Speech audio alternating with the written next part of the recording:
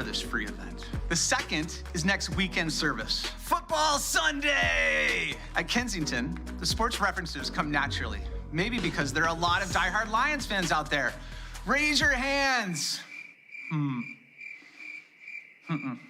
During the big game weekend, we pause from a typical series to celebrate amazing stories from different players in the NFL. Instead of doing our own teaching, we show an incredible high-impact video hosted by Coach Tony Dungy and former NFL player Benjamin Watson. We will also hear from players from the Tampa Bay Buccaneers and the Kansas City Chiefs. Here's a little bit of what next weekend will look like.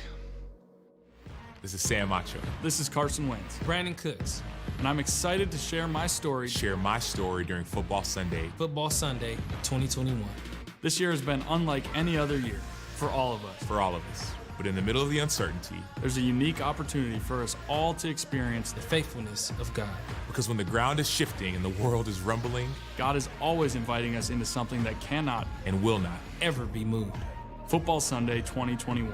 Release hope. Unlock potential. Be unshaken.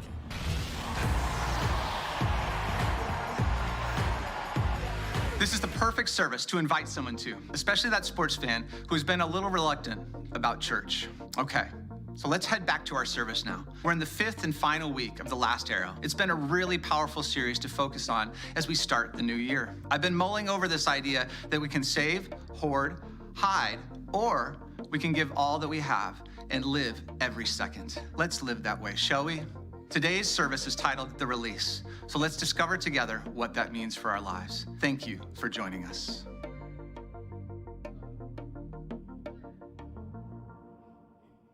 Hey, good morning, everybody. How you doing? Good. It's starting to snow. We're starting to feel like winter a little bit out there, isn't it? Like it's snowing coming down, so people are still coming in, so it's good to see everybody. And this is week number 5, and it's called Release. And it's been kind of great lately. I don't know if you noticed, thanks so much. I appreciate that, man. It's just in the past couple weeks, it's been awesome to be able to begin to reemerge with our student programs and our kids programs. And even last night, we had hit capacity already for the kids programming that's going to be out there. And isn't that beautiful? I don't know about you, but it's exciting to me to it's worth clapping about, man. Our families are being able to come back in, and many online with us too. And right now we have a little technical difficulty, but we're getting back up online. And but it's just been a beautiful thing to see and to watch as our students come together, as our kids come together, as the small groups are launching, as people are connecting. It's been just a beautiful thing. Marie and I had an opportunity to connect with an amazing family a couple days ago, and just hearing about their dream and their story and what's going on, and they're feeling connected to our community and all sorts of stuff. And I look over, and Jeff, I'm just going to brag on you. Jeff got his master's of administration. He's over at Henry Ford Medical System. Like, you're the man, dude. I know you're humble about it, but we saw that online. I'm like, that's worth celebrating. It's exciting to think things that God's doing in our community, the way he's moving around here. And so I love that. I don't know about you, but I love to share that and know that it makes my heart full of joy and excitement. Just to be reminded that God's on the move, and that this, not just in Jeff or that couple or student ministries, but in all of us. And you may have walked in here and felt that God might be moving through this person or that person, but not me. And here's what I want to tell you. This is the truth.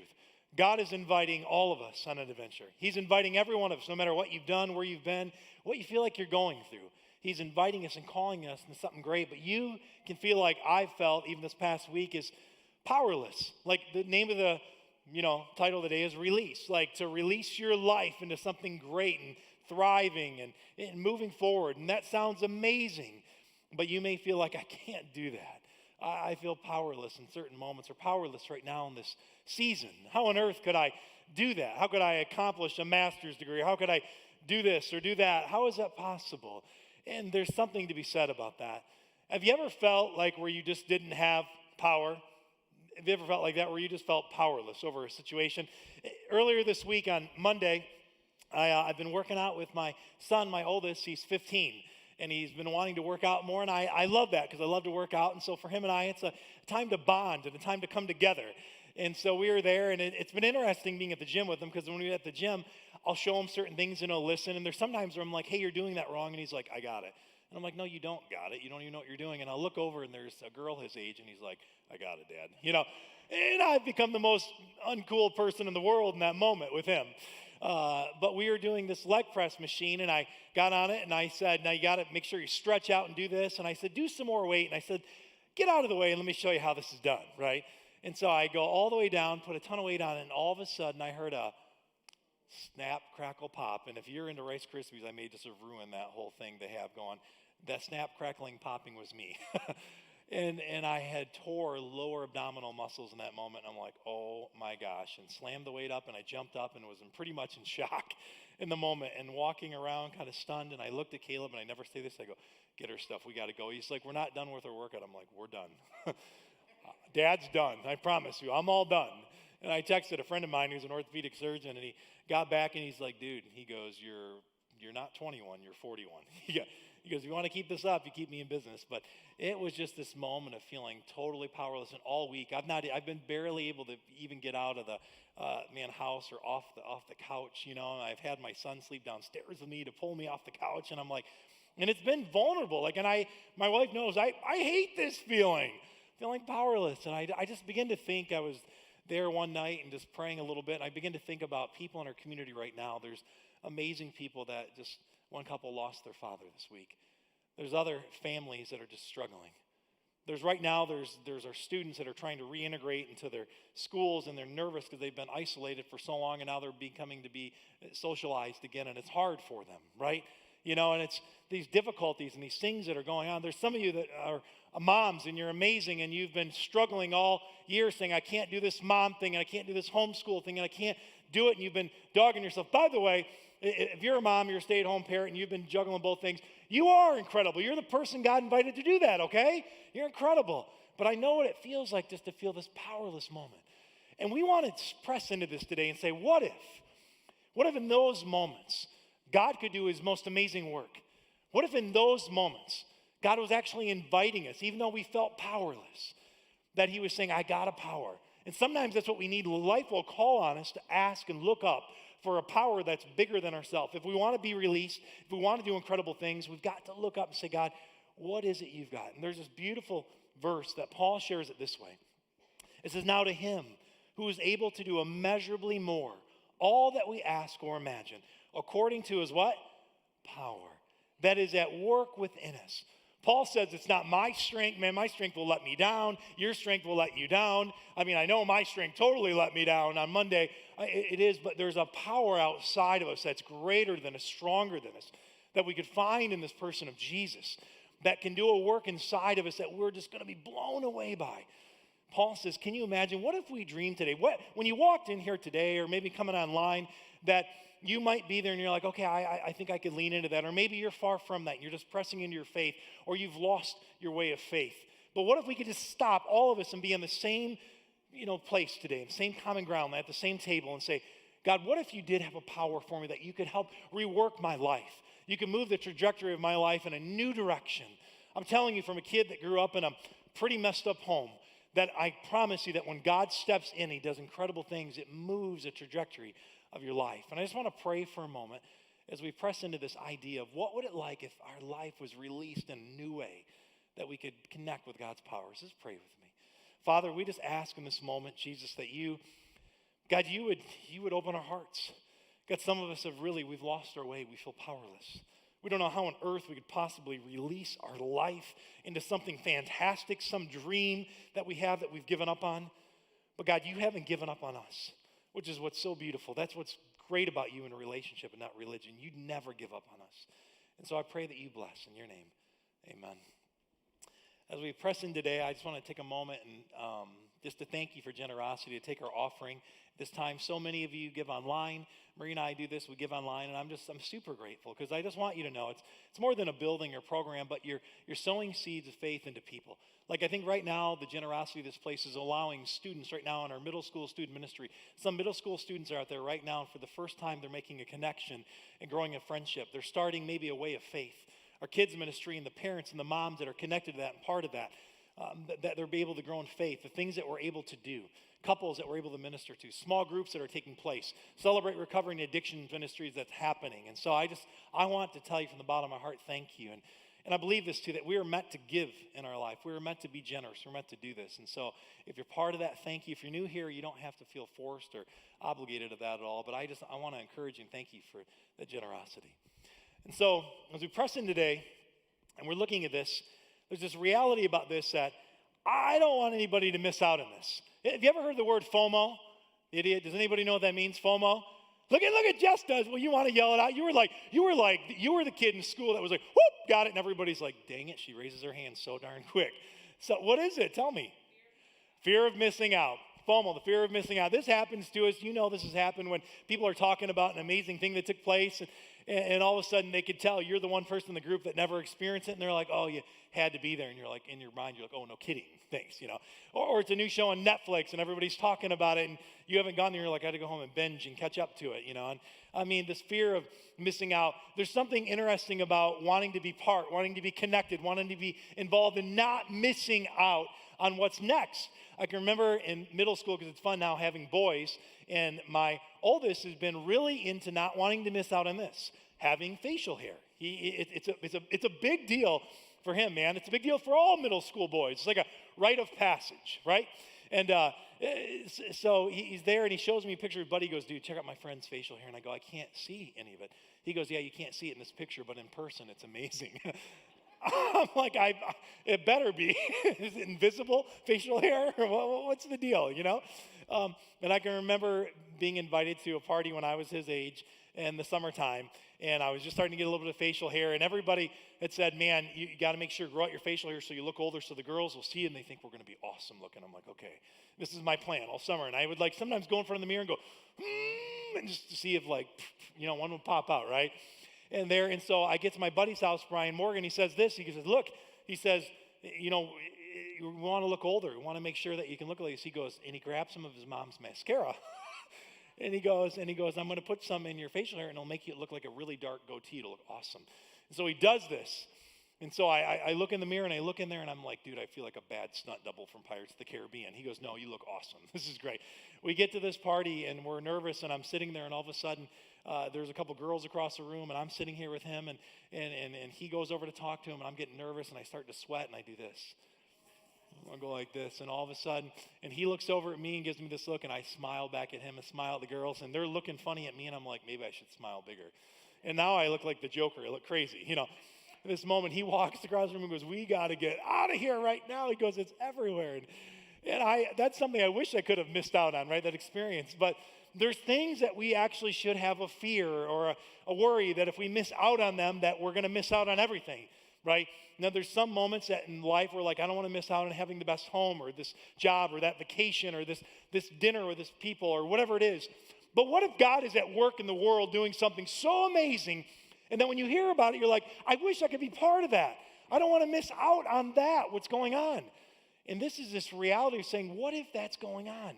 What if God's inviting you and I right now to be part of something so amazing that we couldn't even imagine, that we're like, we don't want to miss out on that. And maybe you're here and you're like, well, I don't feel like good enough, like God wants to use me. Yeah, he does. You might think, I'm not capable. Yeah, you are. You have no idea what God can do in your life.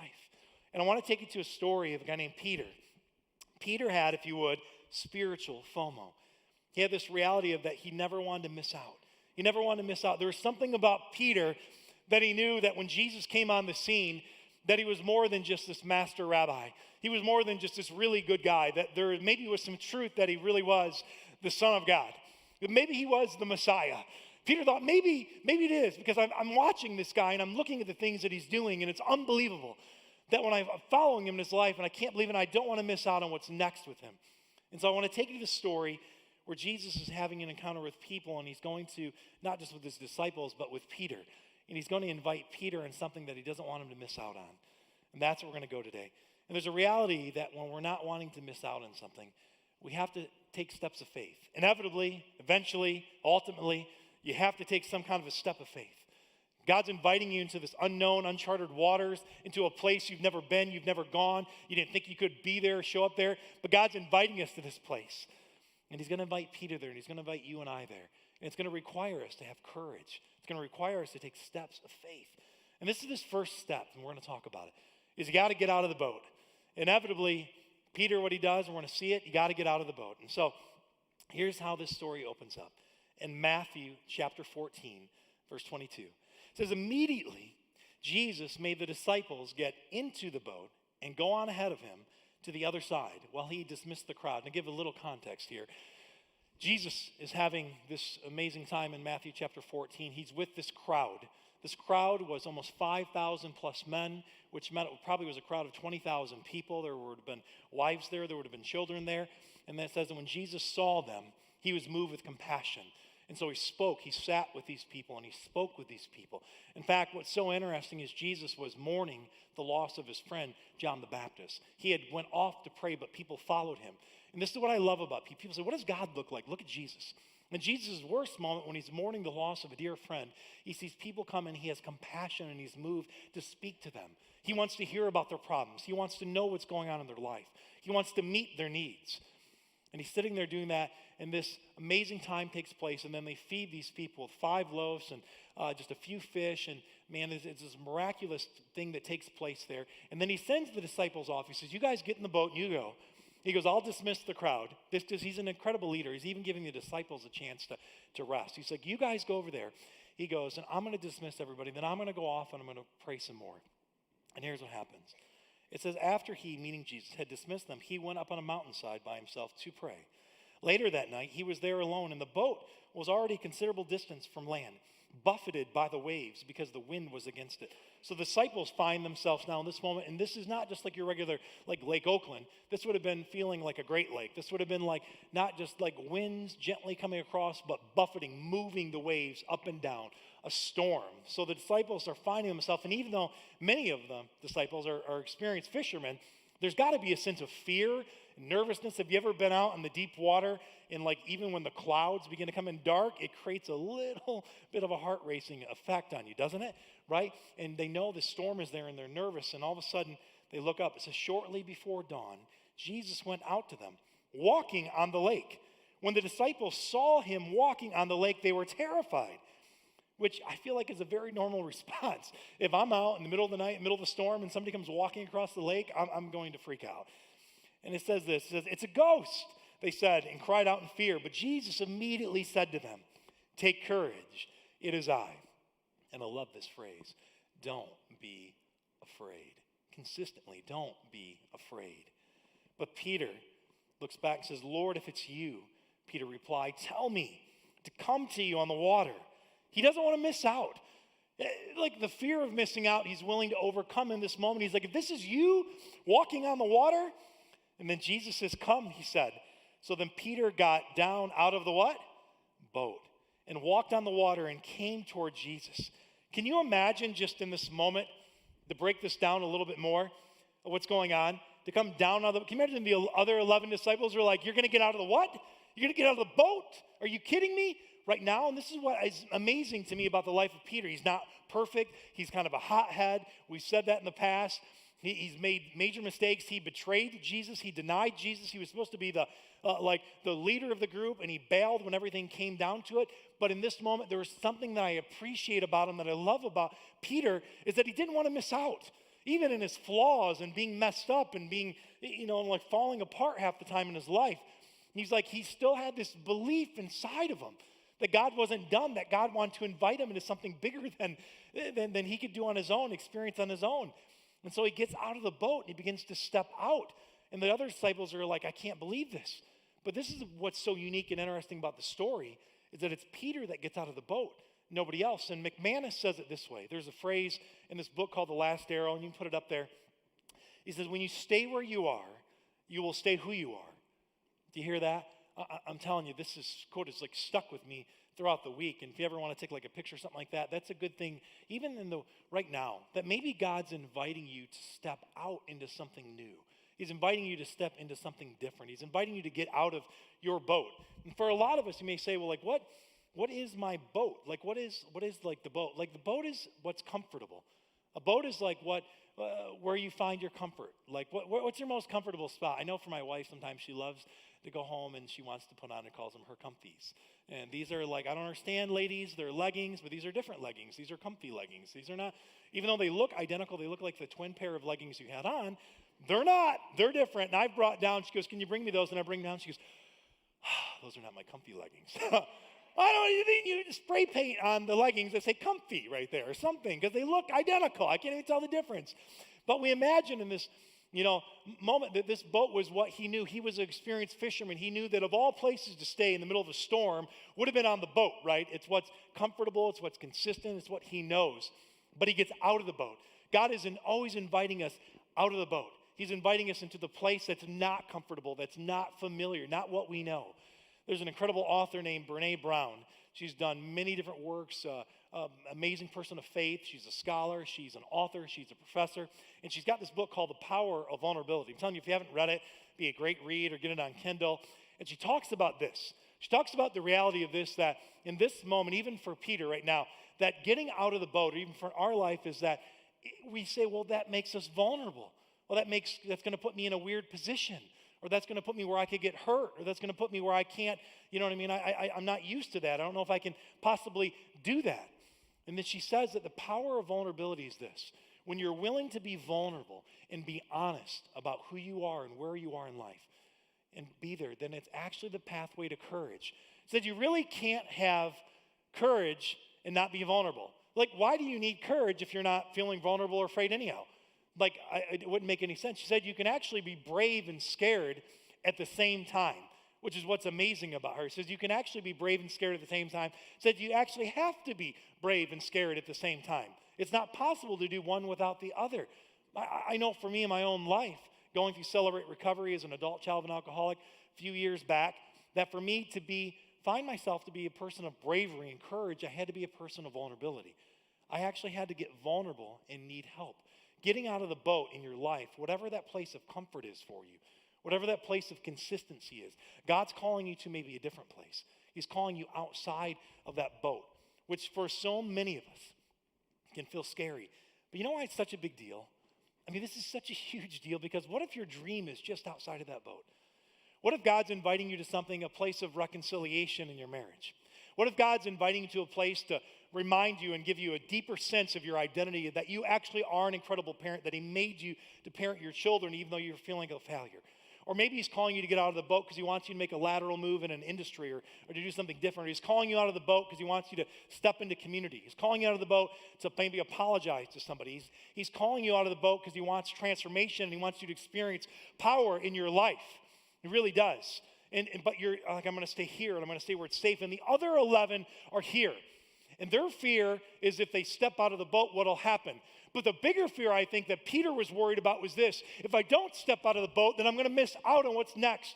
Because here comes Jesus walking on the water. I've never seen anyone do this. When people see Jesus in Scripture and we hear about it, they say, who is this person of authority? Who is this person of power? I don't even understand it. But Peter was connected and saying, I don't get it either, but he's inviting me and he's inviting you to a life that's way outside of what we could do on our own. A life that we could find ourselves released in purpose and providence and power. Like he's calling us there as a community even now. And Peter's like, I'm more afraid to stay in the boat than I am to get out. Like I've got to get out of that boat. What would you miss? We have good friends of ours. They had texted me this week. Brenton and Jenna Place. They opened up their therapists, and they had one clinic already, and they had been dreaming about another one they wanted to open. They opened it up in Lake Orion called Treeside Psychological Clinic. And they were so afraid. They didn't know if this was going to make them go broke. They didn't know if this was going to bust them. They didn't know if this was going to devastate their marriage because it's so much stress and opening up another business. And will we have clients show up? Will we have counselors show up? Will any of this work? And she sent me a text and said, I heard your brother-in-law is a therapist. Is there any way that we could maybe get connected to him because we're so busy we're running out of therapists? Are you kidding? I'm like, that's incredible. They're amazing. I'm telling you, look it up. Treeside Psychological Clinic. Brenton and Jenna Place. They come to our community. They're part of here. This is incredible. I mean, this is like a dream they've had. But I promise you, if they would have stayed in the boat of security, or I don't know what's going to happen outside of the boat, or this might not work, we might not get the right lease, might not get the right counselors, we don't know how this is going to work out. That's for sure if you stay there. But I'm so glad they got outside of the boat because how it's working out is unbelievable. How God is opening doors is unbelievable. How God is radically transforming lives through the gifts that he's put in those two and their team is unbelievable. The stories that are going to come from that, the people's lives that are going to be radically changed from that are unbelievable. This is what's so amazing about a dream too, is this. Sometimes we think that a dream is just for you and I. A dream is not just for you and I when God moves through us. A dream is for you and I and everybody that is around us. It's for our family. It's for our friends. It's for our fellow workers. It's for our fellow men and women in our community. It's for people that you don't even realize, right? I mean, this is what's so unbelievable. Like, and you think, oh, but I'm so afraid to get out of this boat. Peter was so afraid to miss out, and if he didn't get out of the boat, that's where I want us to go. Can you imagine as a community, if we find ourselves there, that I'm so afraid to get out of the boat? What if we're so afraid to not get out of the boat? What kind of stories would God be telling in this place? I can't even imagine it. But there's another part of this. It's not just getting out of the boat. Because you got to imagine, in the storm, and the waves are, it says, buffeting over this ship, man. It's moving in like crazy. And Peter probably gets, I would love to give you a brilliant illustration. I got out of the boat, but I pulled the groin. I can't do it this week, but you can imagine if you're Peter there, right? In this moment, he gets out of the boat and he's probably holding onto the side. Have you ever done that where you're holding on and you're there in that moment and he's there, and it says this. It says, but when he saw the wind, he was afraid. And beginning to sink, he cried, Lord, save me. All of a sudden, he's out of the boat. He's there. He's kind of holding onto the boat. He's walking toward Jesus. It's incredible. And this happens in every step. When you take one step of big faith toward a dream and something incredible, all of a sudden, man, something happens. You can get nervous and everything can stop and it goes sideways. And you think, this was a bad idea. I shouldn't have done this. I'm not capable. I'm not good enough. What was I thinking? This is Peter's moment. He looks up, God, save me. What's going on? Have you ever had that moment? I remember the first time I'd gone skydiving. I was 18 and I made my way out of the plane. You had to put your left foot out and then your left arm out, and it was like crazy wind, and your right foot out, and then you get your right arm out. But when your right arm's out, they say you're committed. And by committed, you're now there and the wind is hitting you, and it's like your body becomes like its own little parachute. And you cannot get back in. No matter how strong you think you are, you can't get actually back in the plane. There's no way that Peter's in a spot, he'd get back in the boat. And I can remember the instructor yelling, let go, let go. And I'm like, no. I'm like, I don't think you understand. I'm outside of the plane. He's like, I get it. Let go. And I'm like, let me back in. He's like, I can't. There was nothing anybody could do. I'm now committed. Peter is committed in this moment. When we take this first step of getting out of the boat, that's step one. Step two is letting go of the boat. Letting go of the boat and actually looking up and say, God, could you possibly save me? Could you help me in this moment? It's so interesting because Peter is being invited to this place of, first of all, vulnerability, to get out of the boat, what was familiar, what he knew, and it spurred something in his soul. He didn't want to miss out, right, on what God actually had for him in his life. He was more afraid of not, staying in the boat and, getting away from the storm. He was afraid of missing out. But now that he's there and he's vulnerable, like Brene Brown says, she says, vulnerability is the pathway to courage. It's the pathway to purpose, is where you find it, is when you are vulnerable, is when you actually are broken. And this is what we know about Scripture. When we're broken and we're weak, is when Jesus Christ does his best work. He looks down. He's not ashamed of us. He's not mad at us. He's like, I know you're hurt. I know that's going on, but I want to do something powerful in you right now. There's a gentleman named Simon Sinek that interviewed the Navy SEALs, SEAL team, the infamous SEAL Team 6, in fact. And he interviewed them, and he made this chart, and he said, can you tell me what it's like about trust? Tell me how you trust your fellow SEALs when you're in the field. And he said, well, it's really two ways. He said there's really kind of a performance-based trust, and then they did this other graph, so there's personal trust. He said on a performance trust is their skills. Are they a good sniper? Have they got a lot of experience? Are they good at groundwork, hand-to-hand combat? Are they stealth? Do they understand? Can they live on the land for 3 days? They're going on and on about these things, the incredible skills and performance of who these Navy SEALs are. It's unbelievable. He says in those ways, he says, we would trust some of these guys with our life out in the field based on their performance.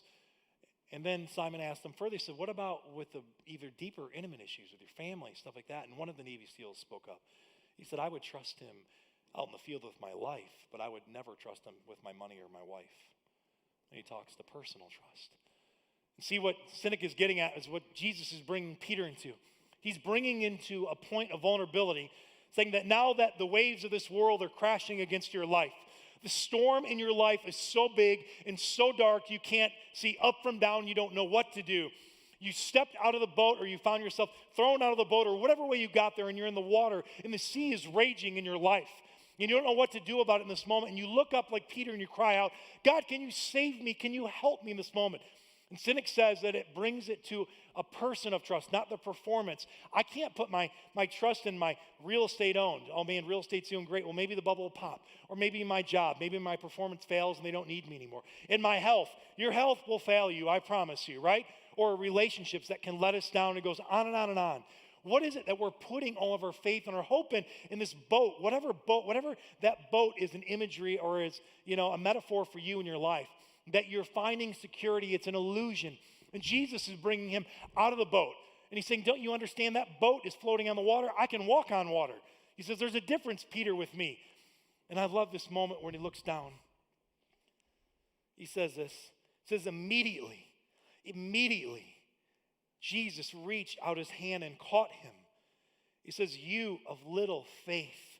He said, why do you doubt? And when they climbed into the boat, the wind died down. And then those who were in the boat worshiped him, saying, truly, you are the Son of God. Immediately, Jesus reached out his hand and caught him.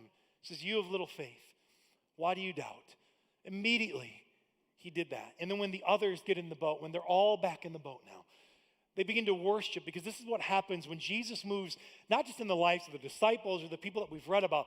When Jesus really moves in your life, like you're about to see in just a little bit, some of those that all throughout our campuses that experience baptism, that Jesus Christ moved in such a powerful way that it rescued their life. It saved them from what they were drowning in depression or drowning in doubt, drowning in hurt, drowning in insecurity, drowning in uncertainty. They're drowning in this moment, and they're looking up, and they're looking, can I hold on to this and hold on to that? What can I hold on to? And Jesus stands there and he's saying, you can hold on to my hand. Don't you see? You can hold on to that. The boat, I know it's floating on water, but it's temporary. But me, I can walk on water and I'm forever. He's like, and I'll never let you down. I promise you. This is what Jesus says in our life. This is who he can be in our life. And I don't know where you're at this morning in your life, what you walked in here with, what kind of doubts or struggles. And I know this, that you did, because we all do. Why? Because we're human. We are like no perfect people allowed in this place. Me above all, I am no perfect people, man. I'm a mess. I mess up more than I make right mistakes. I let people down more than I help them up. Like I'm a mess. And I find myself often even where Peter did. In this moment where I'm drowning and I'm looking up. I said, God, can you save me? And his response, immediately, he reaches out his hand. And he's reaching out his hand to you this morning, and to your family, and to your relationships, and to your marriage, into the deepest parts of your heart where you're struggling, the deepest parts of your doubts where you've lost belief in who God's invited you to be, for the deepest part of your dreams that you put on a shelf and you say, there's no more. I'll give up on them. And God's saying, you might have given up on them, but I've not given up on you. I'm right here. When I look at the moments in my past, in my life, I find myself when I have to look up like Peter and I've got to turn my eyes toward Jesus because I have nowhere else to turn them. I look in moments growing up in a dysfunctional home when it seemed like all was lost. Jesus steps in and he's reconciled the relationship with a man, my father, who I couldn't stand and now I can't stand to be without. He's taken a mother who was an alcoholic for over a decade, and really 20 years, and he's given her sobriety. He's looked into the depths of our marriage for Marie and I when times were good and then when times were not good and broken, and he's found me in the middle of the night saying, God, can you save this? Because I can't. I'm powerless. I don't know how I got here, but I don't know how to get out. But everything in my soul, like it was for Peter, I don't want to miss out on what you could do, God. Because what you can do is so much better than what I can do. The way that you can heal and you can mend is so much better than the way that I can heal and I can end. Jesus, can you help me? Immediately, he reaches his hand out. He does this, and he does it without judgment. He does it without condemnation. He doesn't do it with discrimination. He does it to any of us. Wherever we are, whatever we are struggling with, whoever we are, whatever socioeconomic platform we're part of, whatever ethnicity that we belong to, whatever religiosity we think we know, it doesn't matter to him. He just loves us. And I can see him moving, connecting the dots. For Marie and I, longing for a little girl. It was even on my birthday of last year, we had this beautiful little girl we thought was going to be ours that we could adopt. And got a call that she had to move, and it broke our hearts. And I kept thinking, like, God, what are you doing with our hearts here? What are you doing, man? What are you doing with my wife's heart? What are you doing? I feel like God's like, I'm at work, don't worry. And I just had a couple of pictures, and I was just thinking, I've put these on social media. I can't say her name because Maria will punch me if I do. I'm not supposed to do that. I can tell you off stage. And the next little picture, and she won't really punch me, I'm sorry. She'll get me in the arm. And she's this little baby girl that we have. I feel like God's like, I can not only save you, but I can introduce you to a future that you never imagined. See, I have a fear of missing out on that. You have to get dreaming with me. Do you see? You got to get busy dreaming when you're with God. You have to get busy dreaming and saying, what is possible when I turn my eyes towards Jesus? More than you can imagine. He can do immeasurably more than all you could ask or ever imagine. I don't know what you think you can dream, but God can dream bigger. I don't know what you've been asking for, but God might be inviting you to ask for a little bit more. I don't know where you feel like the road stopped in your life on your journey and your purpose, but God's like, I will pave a new way for you, I promise you. He's so capable of this. He's so possible with him. Nothing is impossible outside of Jesus. He can do things in your life. He can do things in our community that we could never do on our own. And so I just want us to take a moment as we celebrate today these baptisms. These are people that have done that. They were more afraid to miss out on what Jesus Christ could do than they were afraid of what it would look like to step out in faith. I know it's scary. I get it. But step out anyway. See, I'm nervous. Step out anyway. I don't know if I can step out anyway. Some of you might be thinking like, hey, we can do baptisms again too if you missed out on the first time. We can do them in March or April. So I'd be willing to do that and step out. But you first got to do this. You got to take the first step is get out of the boat. The second step is you got to be willing to let go of everything and turn your eyes towards Jesus Christ and watch what he does in your life and watch where he takes you in your life.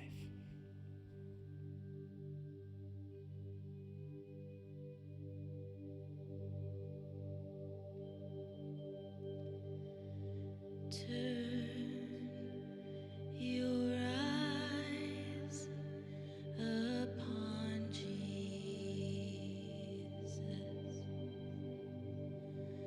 Look full in his wonderful face,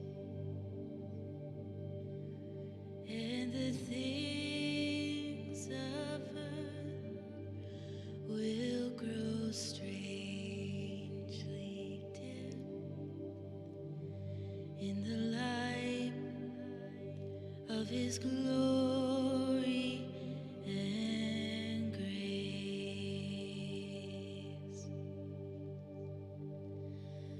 Turn your eyes upon Jesus.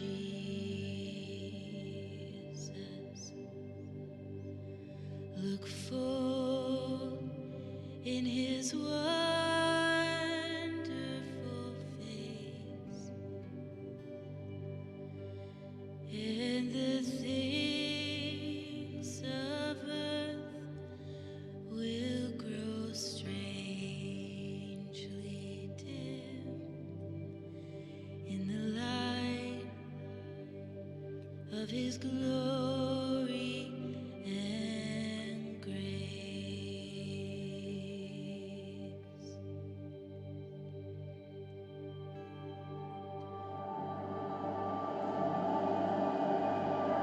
Right here, anything can happen.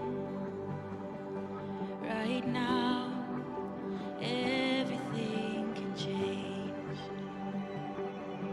It is time, cast all your cares upon him.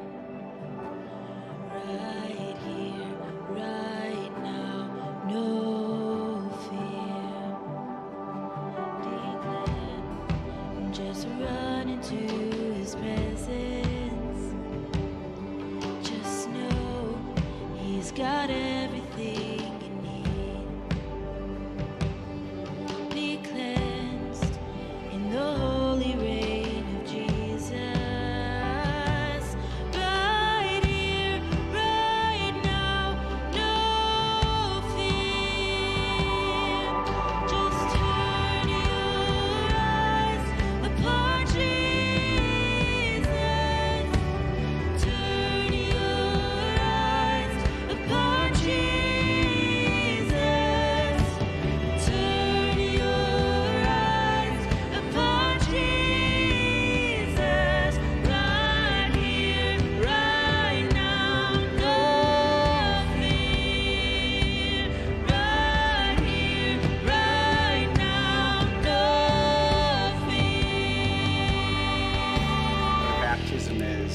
is a procession of faith. It's a way to proclaim to people around you, to people in that video, to anyone who cares to know that I've got a Lord and Savior that looks after me.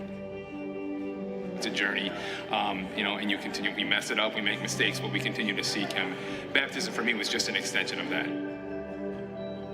I struggle with depression, suicidal thoughts, and self-harm, and I felt like I had to have all that cleared out before I got baptized, and it's just been on my heart lately, like a lot, so I realized that I don't have to have that all figured out, that God will be with me every step of the way. Take heart, His name is your defender.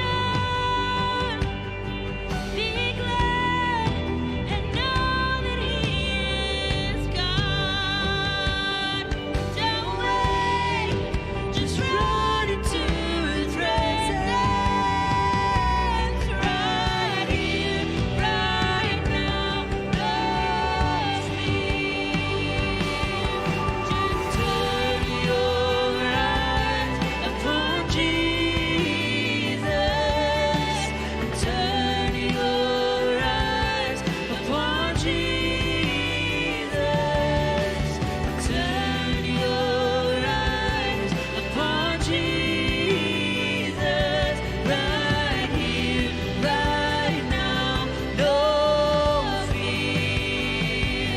Right here, right now, no fear. Times were tough. And, in the summer I was diagnosed with breast cancer. And the church rallied around us like we couldn't believe. And, the love that I have for Christ, it just carried me through. It was an amazing, amazing experience. And, I just really wanted to show my faith today and show my love for Christ and outwardly. And just, it's been a miracle what's happened in our lives this year. I was driving home from work, and I just felt like the Spirit of Jesus just entered into me. I just felt it. It took my breath away, so much so that I pulled over on the side of 696 and just thanked the Lord and just cried. And I knew then that I had been saved at that very, very moment. It was just an inspiration to me, and that's why I'm here. I kind of felt like I had been just going steady with God, and it was time to just really make that commitment so that just like any other marriage that you would have, you don't take things for granted. You do it all in. You do it from the heart. You forgive. You accept. And it was just time to make that 100% all in.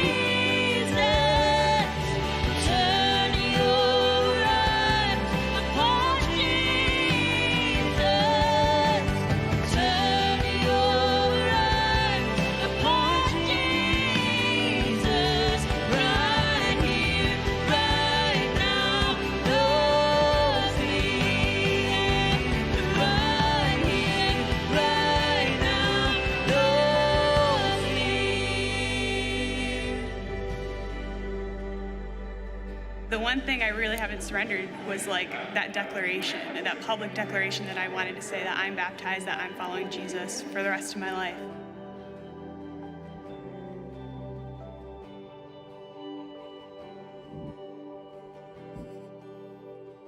that beautiful that we get to be part of this? Communities all around.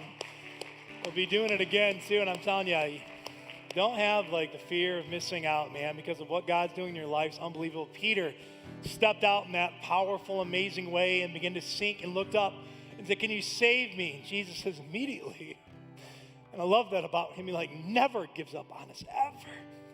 And Peter, you see him later on in life, and people watch him, and lives are being transformed. A movement is starting for thousands of years later. We're here today, even from the work that Jesus Christ did in Peter's life, till now. Like, I mean, even if you look at it from the historicity, you can't deny it, the power. And people looked at Peter and they looked at John and they said, "What is it about this man?" And they said they had been with Jesus. That's where his boldness and his power comes from. The Apostle Paul, I said this first at the beginning, I'll say it again. Paul says, now to him, not me or you, or our power will fail us. But I want to invite you to stand up in this moment as we end together. I want to invite all of us to stand as we're going to do a worship song called Graves into Gardens, but I want to read this scripture together. That maybe our life could be like what the Apostle Paul is saying. That we would look, that people would say, "What's going on in your life? I don't get it. Your relationship was a wreck, but it's become mended. You were always stressed out, and now you seem to have peace. You were going nowhere, and now you're going everywhere, and you're doing amazing things. What's going on in your life?" Paul says, now to him, not me, but now to him, who is able to do immeasurably. You can't even measure what God's able to do. You can't even begin to ask. You can't even form the question. You can't even get the gravitas around what to ask. Your imagination is yet not even big enough to hold the dreams that God wants to place in your life. Do you see? According to his power that's at work within us.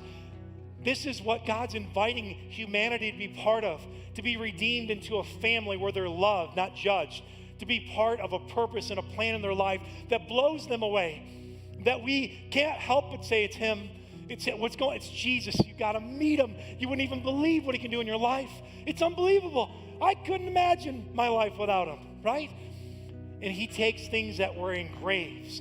He takes things that we've buried, pains that we've put back, depression that's holding us down, doubts that we have, these anchors in life that are sinking us beneath the storm in our life and these waves and those waters. And he says, I can make them into a garden. I can do something miraculous in your life. You just have to trust me. And then all you have to say is, God, can you save me? Can you help me? Immediately, he'll put his hand out to you. Immediately in your relationship. Immediately with your young daughter or your son. Immediately with our kids. Immediately grandparents. Immediately he does this work. What will our community look like in the next couple of weeks, in the next couple of months? That we could be a community marked by, says, now to him, not me. This power that he's doing in my life, that's where it's at. I'm telling you, you don't have to live life long to realize that life will let you down and let you down hard. But Jesus Christ, he won't do that. He promised his disciples, even to the ends of this world, I'll be with you. I'll never fail you. And so I want to encourage you just to worship today, wherever you are, if you're broken or if everything's going beautiful or it's somewhere in between. Let us worship today together as a community and say, God, can you take what's in the grave and make it into a garden? Can you do the unthinkable? Can you do immeasurably more than I can ask for? I don't even know what to ask for. I don't even know how to imagine anymore, God, but can you begin to do that for me in my life? Immediately he will, I promise. So let's worship together.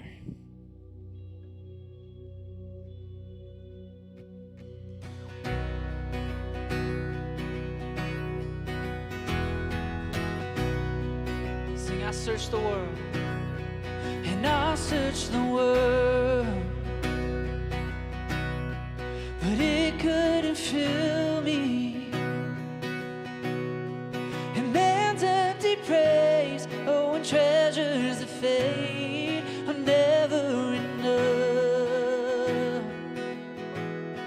That you came along and put me back together, and every desire, oh, is now satisfied here in your love. Oh, there's nothing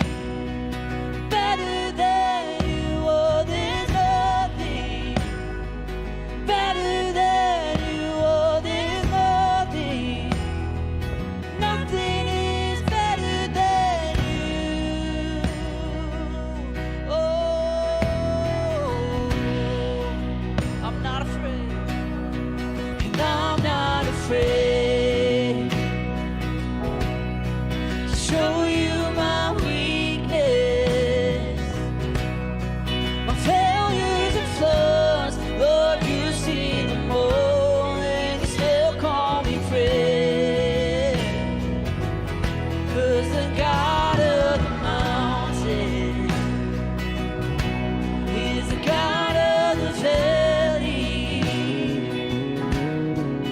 There's not a place your mercy and grace won't find me again. Oh, there's nothing better than you. Oh, there's nothing, come on, better than you. Lord, there's nothing. Nothing is better than you. Oh, I know. Oh, there's nothing better than you. Oh, there's nothing better than you. Lord, there's nothing.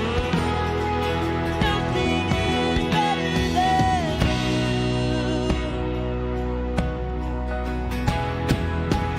All right, well, come on, we're gonna sing. You turn mourning to dancing. You turn mourning to dancing. You give beauty for ashes. You turn shame into glory. You're the only one who can. You turn mourning to dancing. You give beauty for ashes. You turn shame into glory. You're the only one who can. You turn gates into gardens. You turn bones into armies. You turn seas into highways. You're the only one who can. You're the only one who can. Come on, sing with me. Oh, there's nothing better than you. Oh, there's nothing better than you. Oh, there's nothing. Nothing is better than you. Every voice sing out, there's nothing.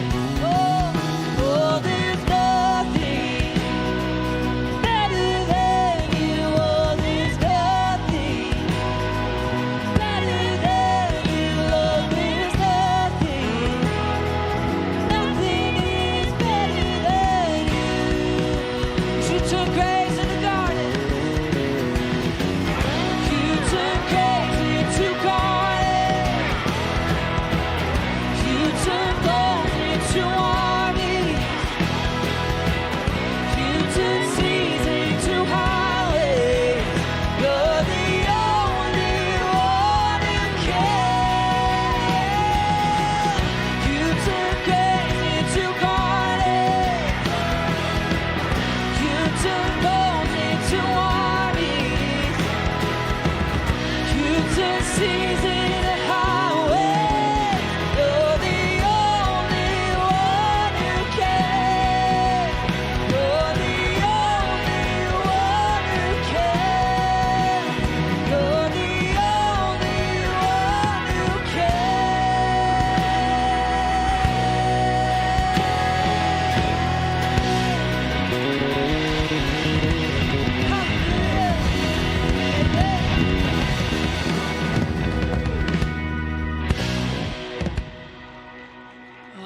What an amazing way just to declare that at the end of today.